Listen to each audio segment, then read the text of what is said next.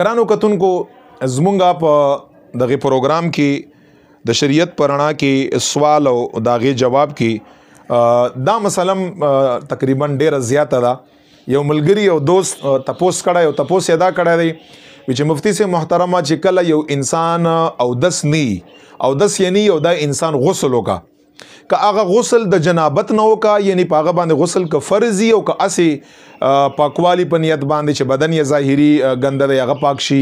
یا اسی یخوالی چې انسان یخ شي پاغه باندې ټنډ ورته محسوس شي یعنی او دس یا نشتا انسان غسل وکا که د جنابت غسل وی او که اسی غسل وی غسل یو کو او دس یو نه کا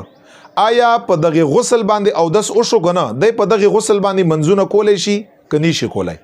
دا سوال یې کړی او دام تقریبا عام طور باندې خلک تپوس کا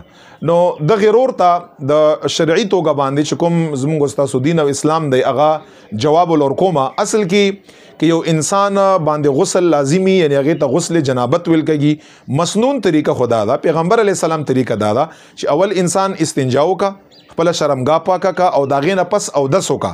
دا غینه پس او دسو کا دا مسنون طریقه دا څنګه او دس چې د منځ د پاره شي غینه پس او دسو کا او دا غینه پس غسل وکا دا بهتره طریقه ده. خو که یو انسان اسی غسل کوي یا غسل د جنابت کوي او انسان ډایرک غسل شروع کو غسل یو کو مکمل اندامونه بدن یې چې یو وخته ته او به ورسولي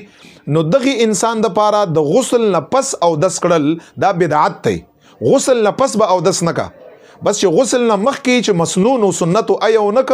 ډایرک غسل یو کو نو بعضی کسان د غسل نه پس او دس وک د غسل نه پس او دس کړل دا ناروا او بدعت دی دا بنکا بس چې غسل یو ک غسل سره سره او دس مو شو نو کدا انسان په دې باندې منځونه کا او د سونه کا ارشه کا د لپاره بالکل جایز دی او دا انسان یې په کول شي چې ترسو پوریا دا او دس مات شوی نی لس منځونه دی په کا پنځه منځونه دی په کا هر څومره نفل تلاوت